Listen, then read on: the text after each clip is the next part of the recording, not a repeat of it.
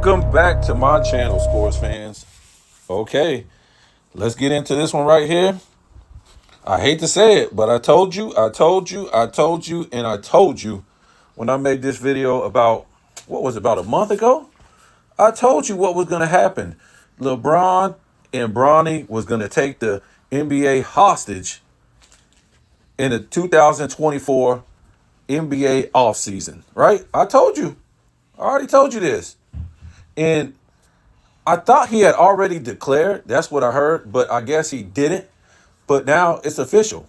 And I told you that they're going to take the NBA hostage. And it's not going to be about who wins the championship or who's going to be in the finals because most likely LeBron is going to lose in the playoffs, right? So the whole thing is going to shift, right? Remember last year it shifted. Once he lost in the Western Conference Finals, it shifted to, is he coming back? Nobody wanted to talk about the NBA Finals no more. Nobody wanted to talk about the fact that this guy melted down in every fourth quarter in the Western Conference Finals. Nobody wanted to talk about that. Nobody wanted to talk about this guy needs to retire, right? Why is he still playing? He done melted down and choked his entire career. Why is this guy still playing? He's got over $1 billion. He made over $1 billion being a loser. Wow, that's incredible. So yeah, that's what happened last season. So this season, Bronny is coming into the NBA draft. And we all know LeBron can opt out in the offseason, right? So it's going to be about who is going to draft Bronny so LeBron can opt out and go to your team. That's what it's going to be about. That's what it's going to be about. Who cares if Bronny, he sucks. He sucks. Look at his numbers. I think he averaged like 7 points per game and shot 30-something%. Let me tell you what. They thought this guy was good coming out of, these AAU privilege academy schools. Who do they really play? Who do they really play? I mean, you guys got to be kidding me. They don't play nobody in these academy schools. We saw LeBron James playing nobody in these academy schools, dunking and doing layups, right? And like I always say, in the NBA, in the professionals, you play the best of college players, right? You're playing the best of college players. When you're in college, you're playing the best of high school players. When you're in high school, who are you playing? The best of whoever tried out for the team, right? That's who you're playing. You're playing nobody, right? So nobody really knew how good LeBron was going to be. He was an okay player. He didn't make the playoffs for the first two seasons when he came to the NBA. He shot 41%. Wasn't an all-star. We didn't expect too much, right? He came up out of high school, but all this hype surrounding him was like he was on Michael Jordan's level or something like that. Kobe Bryant, he was just going to come into the league and take the league by storm. He didn't do nothing. And it was a weak era when he came in. Guys like Allen Iverson really didn't live up to his full potential. Now, I'm not going to say Penny Hardaway, but Penny Hardaway should have went into the, 2000s being dominant. He got hurt. Grant Hill got hurt. Tracy McGrady didn't live up to his potential.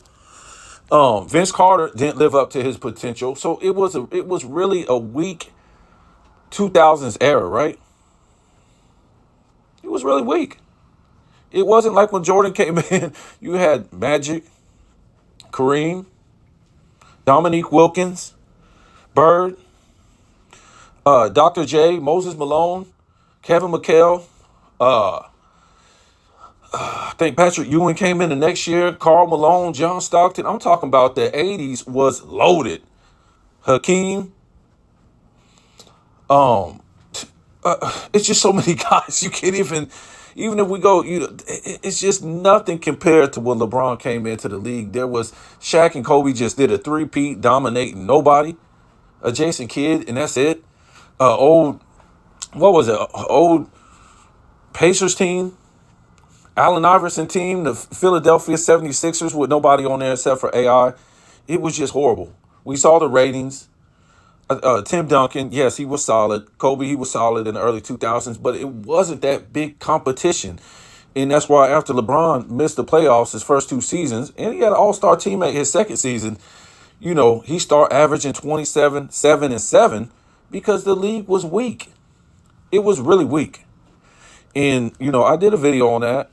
We talked about the ratings. The ratings was horrible after Jordan left. And the so-called plumbers, Utah Jazz, they got the highest ratings of all time with the Bulls, 97 and 98. Well, people wanted to see those plumbers, right? The competition wasn't no good. How come everybody cares so much? The competition. Look, you can go watch that video if you want to watch it. But let's get back to Bronny right here. This guy's trash. He doesn't possess any athleticism that his father has. Doesn't have those same genetics, right? So what can this guy do good? Can he shoot the three? Is he good at mid-range? Is he a good slasher? What does this guy do good? He's not a kid no more, so don't even talk about that. He's a grown man. They put him out there 24/7 like a grown man. He's a grown man. Yeah, he's trash at best. He's not even a great college player. And you got players like Perk, and other fools on ESPN saying this guy is gonna have a good NBA career. As what? A spot up shooter? What's this guy's potential? He had no potential in college. He couldn't even. Well, you can't go straight from high school now, but he couldn't anyways. What is his father teaching him? He don't have any skills. He was sucking before the medical accident or the medical tragedy, whatever you want to call it, and he sucked afterwards. How come he just didn't lay out the rest of the season? If people are blaming it on the medical condition, how come he didn't sit out the rest of the season? So again, the NBA should be ashamed of itself. This is just a travesty that we got to go through this in the offseason. Soon as LeBron loses, we got to talk about, well, who's going to draft Bronny so LeBron can opt out and go play with Bronny? Who cares? Who cares? Why should he even get a roster spot on any team? He shouldn't even be able to transfer. He was that awful. That's what this is about. The NBA should be ashamed of itself. And whoever draft this dude just to sell tickets, just to sell merch, so LeBron James can go over there to that certain team, cause confusion, cause friction. It's just a shame. He's going to give you LeBron going to give you empty calories of 27, 7, and 7, right?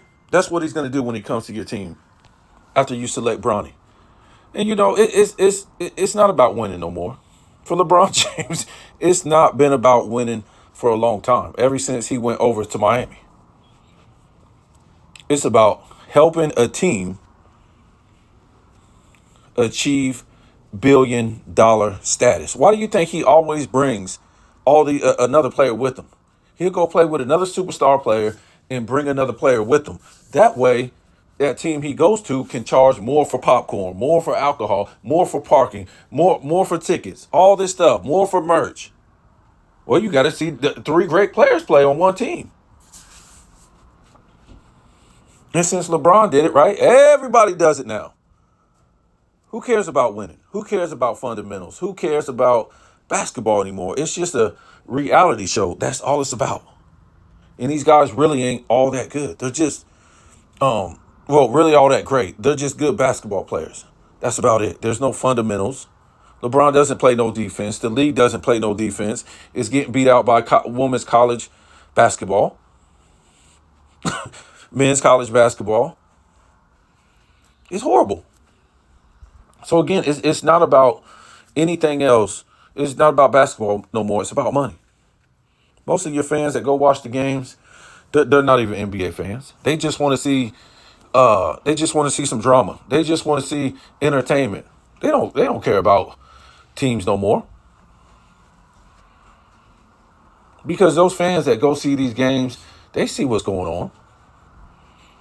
But the people who don't go to the games and really don't watch the games, that's where you got these talk shows, right? These debate shows. They can just lie to you and tell you about what happened because nobody's watching this.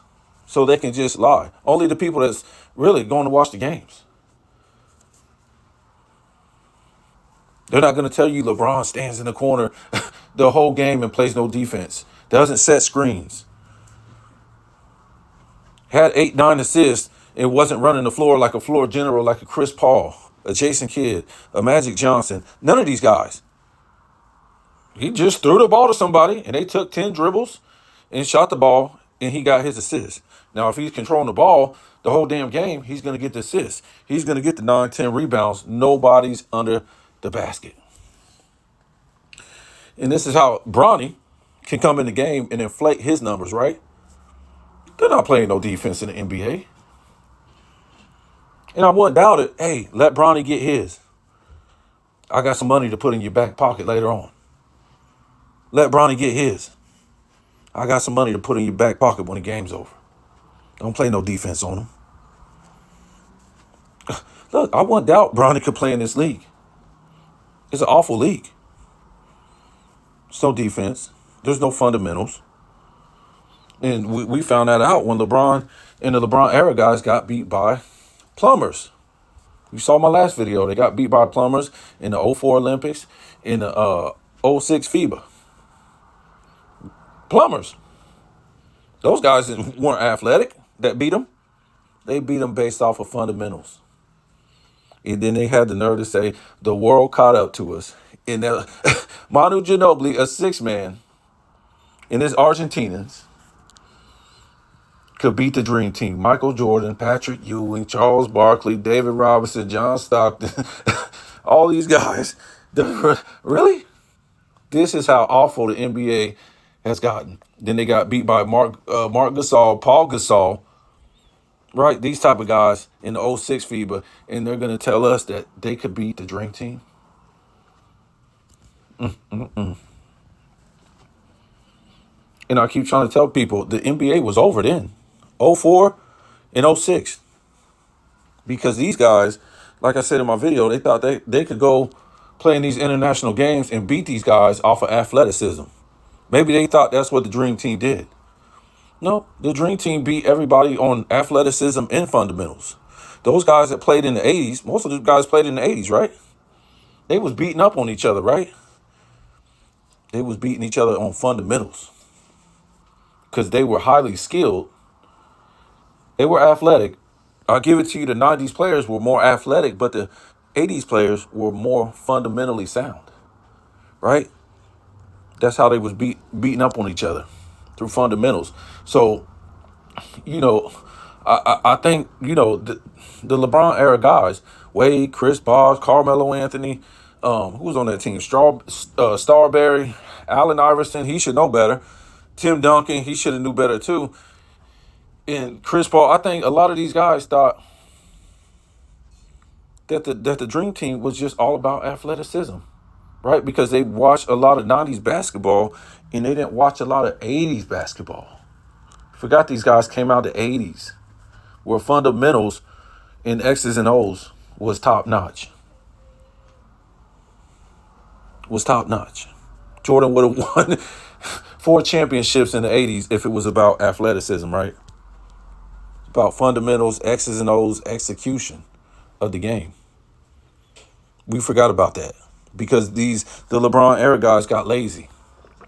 They thought because their athleticism in athleticism period with NBA players just kept getting better because they could dribble better.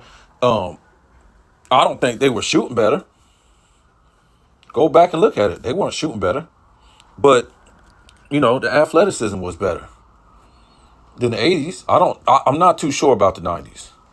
But, they were prima donnas.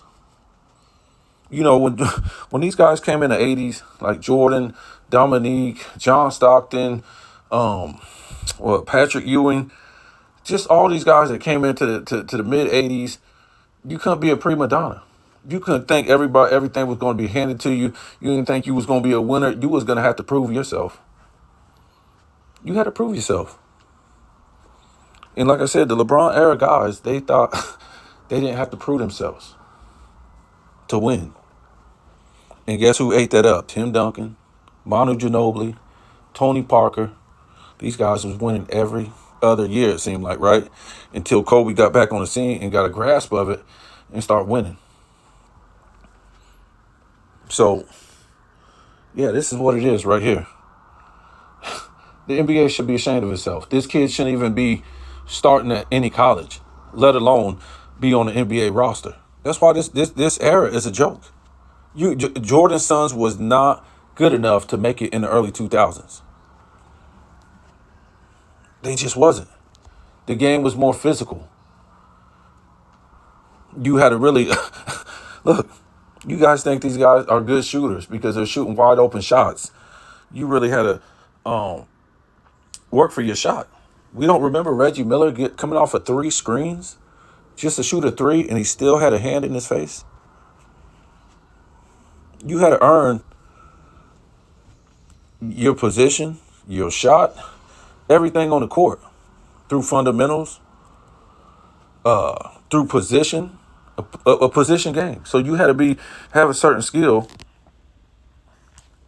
at shooting guard, center, power forward, small forward, point guard. Everybody had to have certain skills at a certain position. You don't have to today. There's no positions. They should just call it positionless basketball play. Basketball. Everybody sit at the 3-point line and chug up threes. It's a joke. And it's a joke that they're going to take the NBA hostage in the offseason for a loser to choose where he wants to go based on what team is going to grab his son. That's a bust. He's trash. I'm sorry. I mean, come on, let's live in the real world. And look, the NBA cannot sell itself based on its play. It's got to sell itself based on a soap opera, drama, and all this stuff. You guys tell me what you think, man. This is going to be the NBA all season. It's trash.